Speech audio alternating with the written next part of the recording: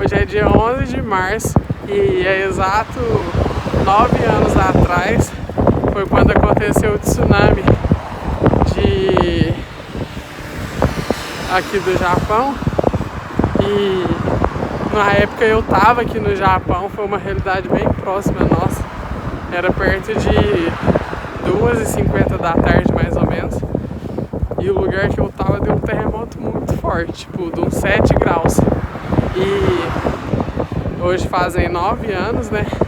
E por ironia do destino, nessa época eu fui embora, fiquei dentro de 3 semanas, nós arrumamos tudo, fomos embora pro Brasil. Na época morava só eu, minha irmã e meu pai aqui. E eu larguei tudo pra trás, assim, tipo, a gente jogou fora tudo que tinha no apartamento, dei meu carro de presente, larguei namorado pra trás na época. E quando deu o terremoto foi muito assustador, né? Que onde a gente tava foi só o terremoto muito forte, mas a gente podia, se andasse assim, coisa de 15, 20 minutos, tinha navio atravessado no meio de avenidas. E a vida que ficou muito, tipo, aconteceram muitas coisas depois do terremoto, né? Que a logística aqui já não funcionava mais, os lugares não tinha mais gasolina para abastecer, os supermercados, os lugares, ficou muito tempo. Como aqui funciona muito no just in time, assim, eles repõem muitas vezes no dia. Então, assim, como o pessoal já não conseguia mais fazer entrega, então as coisas foram ficando muito complicadas.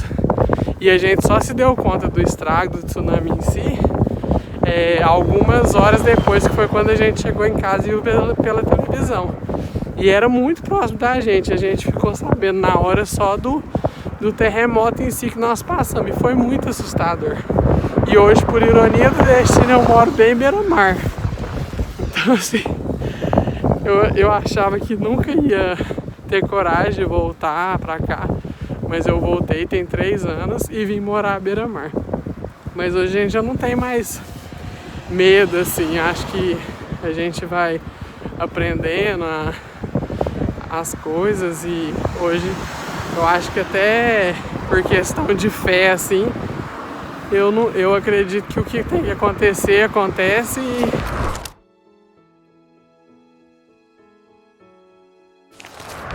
Na verdade, assim, a cena do tsunami em si, o que a gente... Não o tsunami, né? O terremoto que a gente viveu na época é uma coisa, assim, que nunca sai da cabeça, né? Eu lembro direitinho como que foi, assim, na hora que começou a balançar tudo. E eu tava trabalhando na hora, tava bem próxima da saída da empresa, assim, né? Aí eu já saí para uma área aberta e depois... que eu olhei para trás, já tinha um monte de gente vindo atrás, correndo, né, o pessoal da empresa. E eu lembro que na época a gente correu tudo lá para fora, assim, numa área aberta, que é o que eles falam para fazer quando tem alguma coisa assim, né, terremoto, para sempre correr para uma área aberta. E a gente foi para uma área que tinha fora da empresa, e no lote do lado, né, que era outra empresa, tinha um campo bem aberto e tal.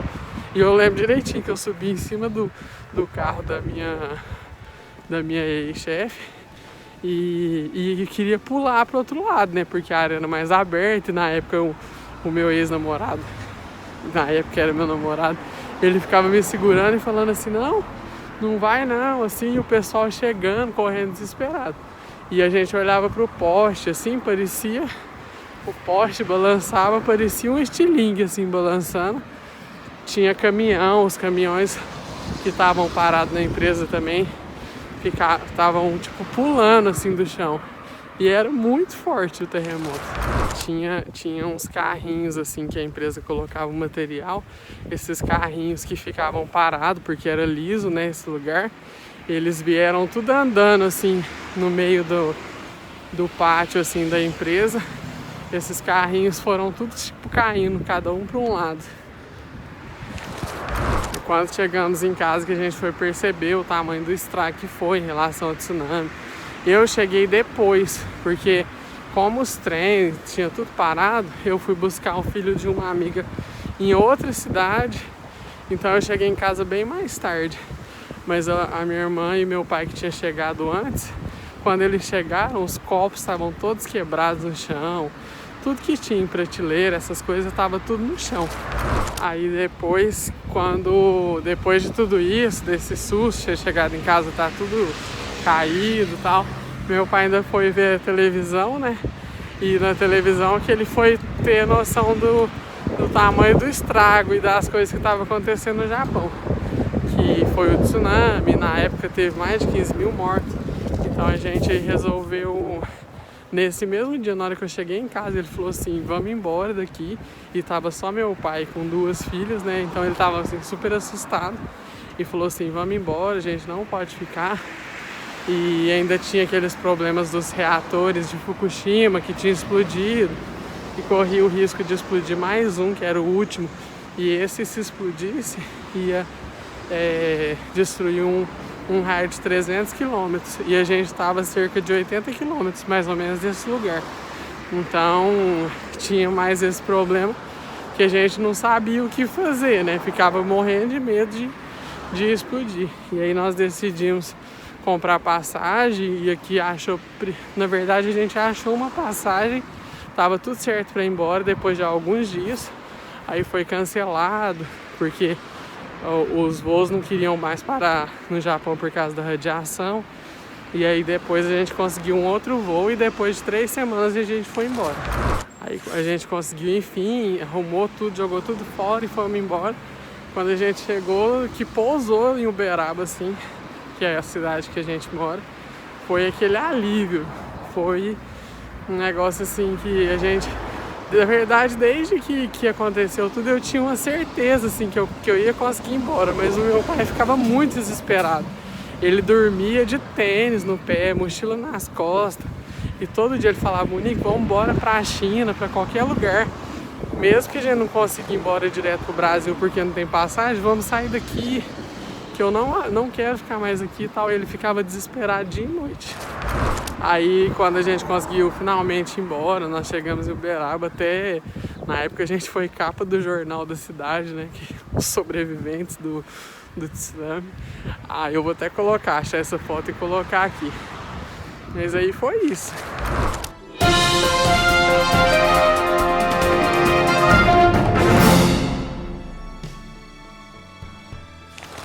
Assim, apesar do susto que foi na época, nós aprendemos muito com isso e assim, foi um dia que realmente mudou a minha vida, assim, porque eu vivi uma vida aqui sem pensar e nunca, sei lá, ir embora pro Brasil, tinha minhas coisas, vivi aqui sem pensar realmente no amanhã. E hoje eu já tenho, assim, graças a essa lição, eu tenho uma cabeça totalmente diferente.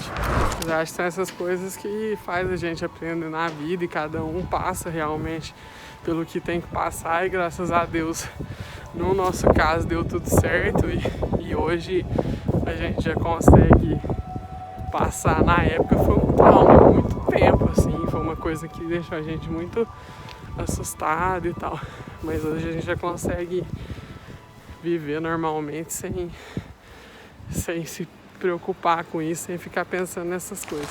Eu acho que é isso, todo dia 11 acho que é um dia de rezar pelas pessoas que foram muitos mortos e muita coisa aconteceu desde então, mas graças a Deus que estamos aí para contar essa história. Bom, espero que mesmo com todo esse vento tenha dado para escutar aí a história, e eu vou ver só agora, na hora que eu for editar, eu vou escutar e ver se deu para escutar alguma coisa. Mas eu espero que vocês tenham curtido e até a próxima. Valeu, tchau, tchau.